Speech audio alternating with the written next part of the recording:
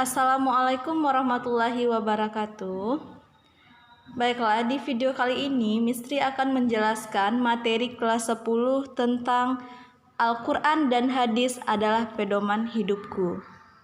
Nah, coba kita perhatikan alat-alat elektronik yang ada di sekitar kita, seperti handphone, TV, kipas angin, kulkas, dan lain-lain sebagainya. Nah, ketika kita membeli alat-alat tersebut, pasti ada buku petunjuk penggunaannya. Nah, agar para pengguna bisa menggunakan dengan benar supaya alat itu bisa awet dan tahan lama. Nah, begitu juga Allah Subhanahu wa Ta'ala dalam menciptakan manusia. Allah memberi petunjuk pada manusia agar berperilaku yang benar sehingga bisa selamat di dunia maupun di akhirat. Nah, untuk mencapai kebahagiaan agar hidup kita selamat di dunia akhirat, maka kita perlu usaha yang sungguh-sungguh dalam beribadah kepada Allah. Karena beribadah kepada Allah itu adalah tujuan hidup kita. Sesuai dengan firman Allah di dalam Quran surat Az-Zariyat surat ke-51 ayat 56 yang berbunyi, Bismillahirrahmanirrahim, wa ma khalaqtul jinna wal insa illa liya'budun.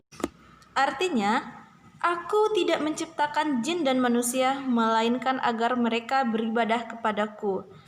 Beribadah kepada Allah harus dilakukan dengan cara yang benar, yaitu sesuai dengan sumber hukum Islam. Nah, sumber hukum Islam yang pertama itu adalah Al-Quran. Yang kedua, hadis, dan yang ketiga, ijtihad. Nah, dalam video kali ini adalah penjelasan tentang sumber hukum Islam yang pertama, yaitu Al-Quran. Pengertian Al-Quran secara bahasa yaitu berasal dari bahasa Arab. Qara'a yaqra'u qira'atan Qur'anan, yang berarti sesuatu yang dibaca atau bacaan.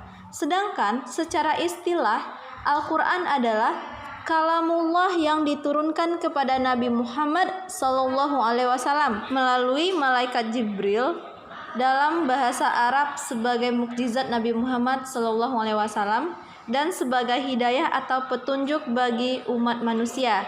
Bagi siapa yang membacanya akan mendapatkan pahala. Selanjutnya, kedudukan dan fungsi Al-Quran.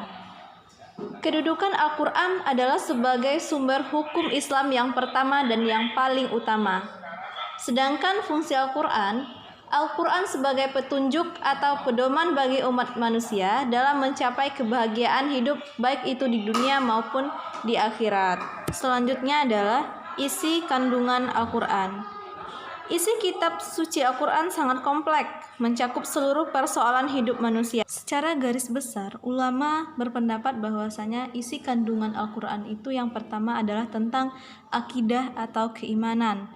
Akidah ini terkait dengan keimanan terhadap hal-hal yang gaib yang terangkum dalam rukun iman, yaitu iman kepada Allah, iman kepada malaikat, iman kepada kitab-kitab Allah, iman kepada para nabi dan rasul, iman kepada hari kiamat, dan iman kepada qada dan qadar.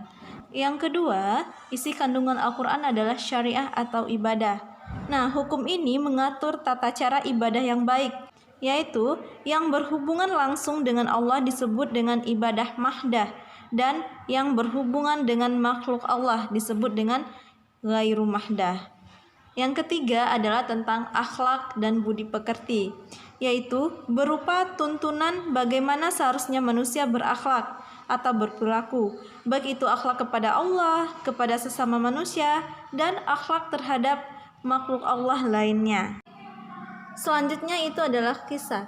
Nah, Al-Quran telah menceritakan dan menjelaskan kisah-kisah, baik itu kisah Nabi dan Rasul maupun kisah lainnya. Selanjutnya yaitu iptek.